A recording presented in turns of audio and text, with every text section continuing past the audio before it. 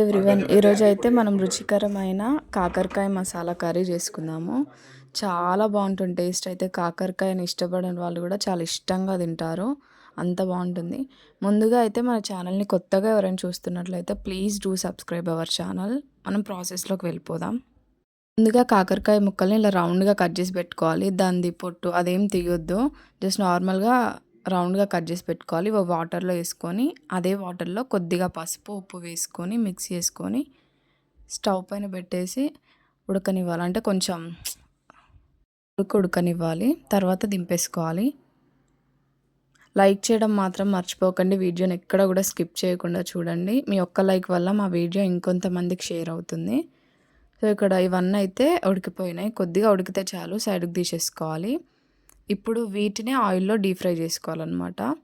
Deep fry చేసుకున్నాక వీటిని curry prepare చేసుకోవాలి. కర్రీలోకి అయితే ఆనియన్స్, కొత్తిమీర, కరివేపాకు, ఫ్రైడ్ నువ్వులు అండ్ ఫ్రై చేసిన కొబ్బరి ముక్కలు, జీలకర్ర, ధనియాలు, వీటన్నిటిని కూడా లైట్గా ఫ్రై చేసుకోవాలన్నమాట. వీటన్నిటిని ఫ్రై చేసుకున్న తర్వాత ఇవన్నీ కూడా మిక్సర్ జార్లోకి తీసేసుకోవాలి. ఇక్కడైతే అన్నీ కూడా మిక్సర్ జార్లోకి తీసుకున్నాము. దీంట్లోనే కొద్దిగా పల్లీలు కూడా వేసి ఫ్రై చేసుకొని మిక్సర్ జార్లోకి తీసుకోవాలి. దీన్ని పేస్ట్లా రెడీ ఇవి చల్లారేంతసేపు మనం కాకరకాయలని ఆయిల్లో డీప్ ఫ్రై చేసేసుకుందాం. ఆయిల్ వేసి దాంట్లో కాకరకాయ ముక్కల్ని డీప్ ఫ్రై చేసుకోవాలి. మరీ బ్రౌన్ కలర్ వచ్చేలా కాకుండా లైట్గా ఫ్రై చేసుకోవాలన్నమాట.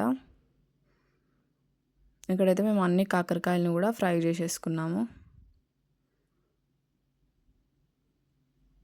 ఇక్కడ ఫ్రై అయిపోయిన తర్వాత వీటిని సైడ్కి తీసేసుకోవాలి. చూడండి, ఆ మాత్రం అయితే సరిపోతుంది.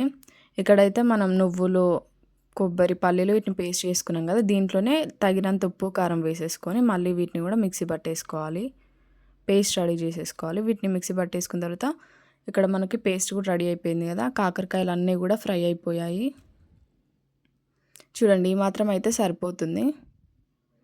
వీటిని సైడ్కి తీసేసుకోవాలి. ప్రాసెస్ కొంచెం లెంతీ అనిపిస్తుండొచ్చు, బట్ టేస్ట్ మాత్రం సూపర్ ఉంటుంది. కాకరకాయ నచ్చని వాళ్ళు కూడా తింటారు. దీంట్లో కొద్దిగా బెల్లం తీసుకోవాలి. చింతపండు రసాన్ని కూడా తీసి పెట్టుకున్నాము. ఇప్పుడు ఇక్కడ అన్నీ రెడీ అయిపోయి, సో కర్రీ ఎట్లా ప్రిపేర్ చేయాలంటే ఒక బౌల్ పెట్టేసుకొని దాంట్లో ఆయిల్ వేసుకోవాలి. ఆయిల్ వేసుకొని ఆనియన్స్, కరివేపాకు వేసుకొని మిక్స్ చేసుకోవాలి. దాంట్లోనే కొద్దిగా పసుపు వేసుకోవాలి.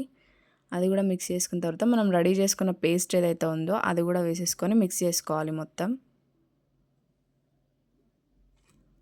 ఇక్కడైతే ఇది కూడా మిక్స్ చేసుకున్న తర్వాత కాసేపు నూనె పైకి తేలేంత వరకు ఉంచేసుకొని దీంట్లో ఇప్పుడు మనం ఫ్రై చేసి పెట్టుకున్న కాకరకాయలు వేసుకొని మొత్తం మిక్స్ చేసేసుకోవాలి.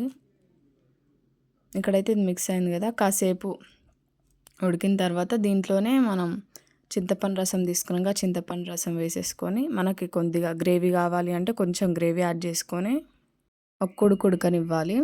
ఎందుకంటే ఆల్రెడీ బాయిల్ అయినాయి వాటర్లో అండ్ డీప్ ఫ్రై కూడా చేసుకున్నాం కాబట్టి ఈజీగానే ఉడికిపోతుంది. ఇప్పుడు దీంట్లో కొత్తిమీర వేసేసుకొని మనం స్టవ్ ఆఫ్ చేసేసుకోవాలి. ఇంతే అండి, చాలా సింపుల్గా అయిపోతుంది. కొంచెం టైం టేకింగ్ ప్రాసెస్, కాకపోతే టేస్ట్ కూడా దానికి తగ్గట్టుగానే వస్తుంది. చాలా అంటే చాలా బాగా వస్తుంది. మీరు కూడా డెఫినెట్గా ఒకసారి ట్రై చేయండి.